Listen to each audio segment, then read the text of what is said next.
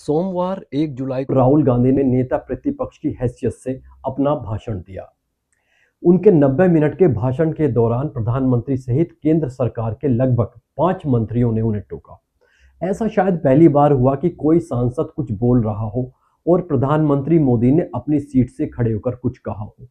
राहुल गांधी के भाषण के दौरान home minister Amit Shah, defence minister Rajnath Singh, पर्यावरण मंत्री भूपेंद्र यादव, एग्रीकल्चर मिनिस्टर शिवराज सिंह चौहान और parliamentary affairs minister Kiren Rijiju ने भी अपनी सीट से खड़े होकर विरोध जताया। राहुल गांधी के कुछ हिस्से को भी संसद की कार्रवाई से हटा दिया गया। आखिर अपने भाषण में ऐसा क्या कह दिया राहुल गांधी ने जो इतने सारे लोगों को असहज होकर विरोध जताना पड़ा। Leader of opposition Rahul Gandhi ने मोदी सरकार और भाजपा को 20 से ज्यादा मुद्दों पर घेरा। उन्होंने हिंदू, अग्निवीर, किसान, मणिपुर, नीट, बेरोजगारी, नोटबंदी, जीएसटी, एमएसपी, हिंसा, डर, धर्म, अयोध्या, गुजरात, जम्मू कश्मीर, लद्दाख, प्रधानमंत्री और स्पीकर की चर्चा की।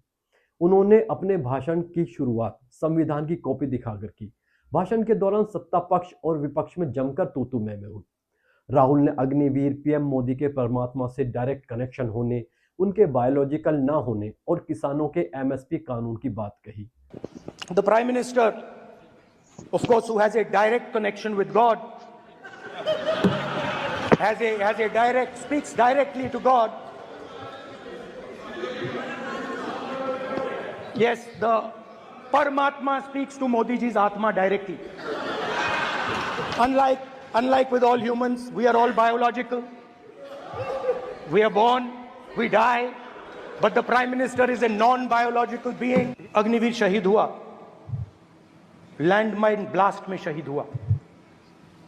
मैं उसे शहीद कह रहा हूं, मगर हिंदुस्तान की सरकार उसे शहीद नहीं कहती। नरेंद्र मोदी उसे शहीद नहीं कहते हैं। नरेंद्र मोदी उसे अग्निवीर कहते हैं।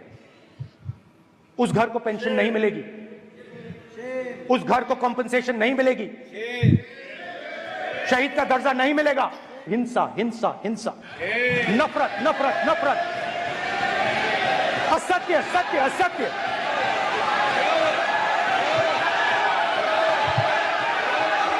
आप हिंदू हो ही नहीं। हिंदू धर्म में साफ लिखा है, सत्य के साथ खड़ा होना चाहिए, सत्य से पीछे नहीं हटना चाहिए, सत्य से नहीं डरना चाहिए। अहिंसा हमारा प्रतीक है। अबे मुद्रा नहीं नहीं नहीं नहीं नहीं नहीं। नरेंद्र मोदी जी पूरा हिंदू समाज नहीं है, बीजेपी पूरा हिंदू समाज नहीं है, आरएसएस पूरा हिंदू समाज नहीं है। ये ठेका नहीं है बीजेपी का। इस पर पीएम 2 बार, अमित शाह, राजनाथ सिंह 3 बार। मान्यवर, आप एक तरफा नियमों के ऊपर जाकर उनको रियायत दे रहे हो। मान्यवर, हमें संरक्षित करिए, ऐसे नहीं चलता। शिवराज सिंह चौहान, किरेन रिजिजू और भूपेंद्र यादव ने एक बार खड़े होकर उनको टोका।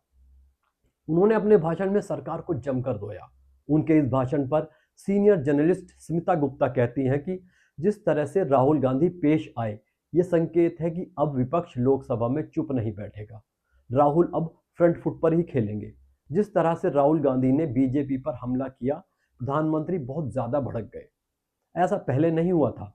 3 बड़े नेता राहुल गांधी को जवाब देने के लिए खड़े हुए।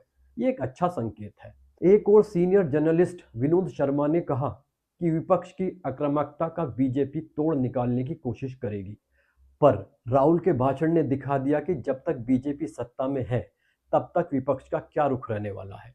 मजबूत विपक्ष है, बीजेपी को लपेटने में सक्षम है, ये साबित हो गया है। लोकतंत्र के लिए मजबूत विपक्ष का होना बहुत जरूरी है, जो सत्ता से आंखों में आंखें डालकर सवाल पूछ सके और उसको उसके काम के लिए कटघरे में खड़ा कर सके, जो पिछले 10 सालों में नहीं हुआ।